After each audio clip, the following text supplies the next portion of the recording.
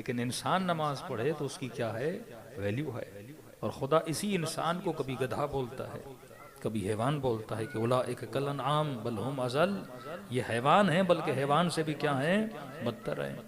اب ہے تو انسان لیکن تشبیہ حیوان کی دی جا رہی ہے، کیونکہ فرق حیوان اور انسان کیا ہے؟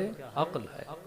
اگر تیرے کام عاقلانہ ہیں تو تجھے جزا ملے گی، اگر تیرے کام جاہلانہ ہیں تو تجھے جزا نہیں ملے گی. تو ایک نماز ہے جاہلانہ نماز، ایک نماز ہے عاقلانہ نماز. عاقلانہ نماز وہ ہے جس کے لیے بولا الصلاۃ تنہی عن الفحشاء والمنکر. وہ نماز اللہ کی دربار میں قبول ہوتی ہے جو انسان کو گناہوں سے روکتی ہے. اب ہم بھی سفر کرتے تھے بائی روڈ، کوئٹہ سے جاتے تھے اپنا تفتان، تو پورے راستے ڈرائیور گانے سن رہا ہے، ہاں چرس بھی پی رہا ہے، نسوار بھی ہے منہ میں، سارے سلسلے جاری ہیں. پورے راستے میں شیطان کے ساتھ دوستی کر کے تفتان جا رہا ہے. اور جیسے اذان کی آواز آئی ڈرائیور نے کہا گاڑی روکو، میں نے نماز پڑھنی ہے. تو یہ جاہلانہ نماز ہے، عاقلانہ نماز نہیں ہے. عقل والی نماز انسان کو فحشا سے بچاتی ہے، منکر سے بچاتی ہے. جہل والی نماز بندہ پڑھتا رہے، وہ نماز انسان کو فائدہ نہیں دیتی. تو ایک تو خدا نیت کو دیکھتا ہے، دوسرا خدا یہ دیکھتا ہے بندہ جو عمل کر رہا ہے وہ صاحب عقل بھی ہے کہ نہیں ہے. خوارج سجدے کر رہے تھے پر بے وقوف تھے، مالک سجدہ کر رہا تھا پر عقل مند تھا. کربلا میں یہاں بھی نمازیں، لشکر یزید میں بھی نمازیں. کیوں میرے چھٹے امام نے جب کسی نے کہا مولا اتنے حاجی، صلوات پڑھے مولا کی شان پر،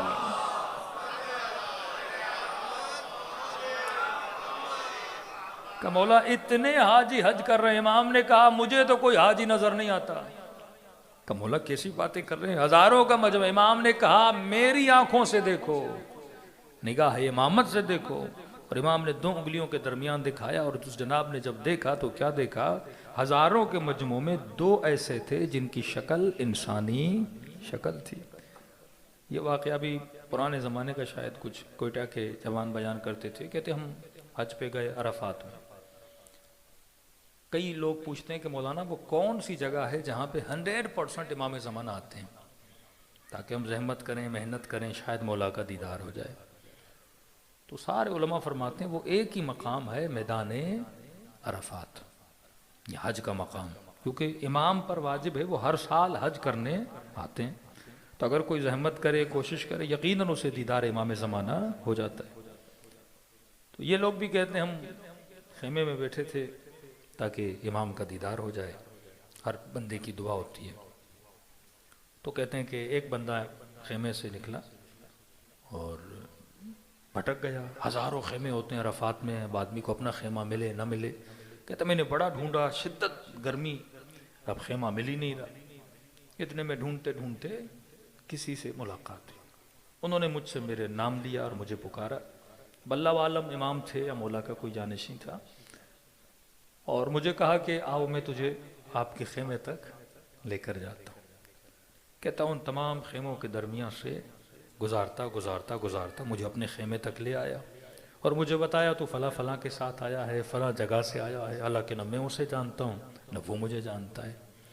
اور کہ تمہارے دلوں میں بڑی تمنا ہے کہ اپنے امام سے ملو، لیکن کئی لوگ ہیں جو دیکھیں گے پر پہچانیں گے نہیں. وہ دیکھتے ہیں جن کے وجود میں صلاحیت ہے. اگر آپ ہماری زیارت سے محروم ہیں تو اس کی بھی وجہ ہے. یعنی یہ باتیں کرتے رہے لیکن مجھے احساس نہیں تھا یہ کون ہے. تو انہوں نے کہا یہ آپ کا خیمہ ہے. میں نے دیکھا ہاں یہ میرا خیمہ ہے. اس نے کہا میں پھر بھی چیک کر لوں کہ خیمہ میرا بھی ہے کہ نہیں ہے. تو کہتا میں نے خیمے کے اندر اپنا سر کیا، اور جیسے خیمے کے اندر دیکھا تو وہاں پہ 2 جسم تھے انسانوں کے، لیکن جو سر تھے وہ حیوانی تھے.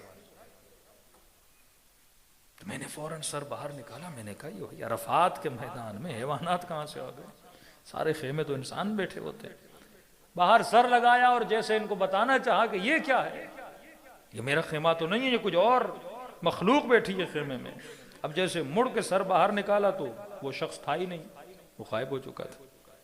کہتے پریشان ہوا. پھر میں نے خیمے کو دیکھا. میں نے کہا خیمہ تو اپنا لگ رہا ہے.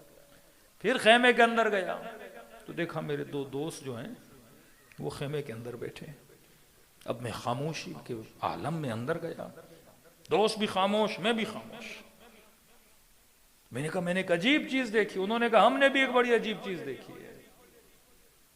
کہ پہلے آپ بتائیے کہ اس طرح میں گم ہو گیا تھا، کوئی شخص ملا اور اس نے مجھے خیمے کا ایڈریس بتایا. یہی خیمہ تھا. جب میں نے پہلے اس خیمے کے اندر نگاہ کی تو مجھے انسان نظر نہیں آیا. جسم انسان کے تھے، سر حیوانی تھا. تو انہوں نے کہا ہم نے بھی ایک عجیب منظر دیکھا. کہا کیا؟ کہا تھوڑی دیر پہلے خیمے کے اندر ایک سر آیا، لیکن انسانی نہیں تھا، حیوانی سر تھا. اس نے ان کی اصلی شکل دیکھی، انہوں نے اس کی اصلی شکل دیکھی. تبھی فرمایا کہ عالم برزخ میں کمال مرنا نہیں ہے. کہ میرے مولا فرماتے ہیں دنیا میں آنا، جینا، جی کر دنیا سے چلے جانا یہ کمال نہیں ہے. اگر دنیا میں آنا جینا کمال ہوتا تو دنیا میں تو ایک مچھر بھی آ کے جی کے جاتا ہے. دنیا میں ایک چونٹی بھی آتی ہے، زندگی گزار کے جاتی ہے. فرق یہ ہے تو 60-70 سال دنیا میں زندگی گزارتا ہے، کوئی کسی کی زندگی 6 دن ہے.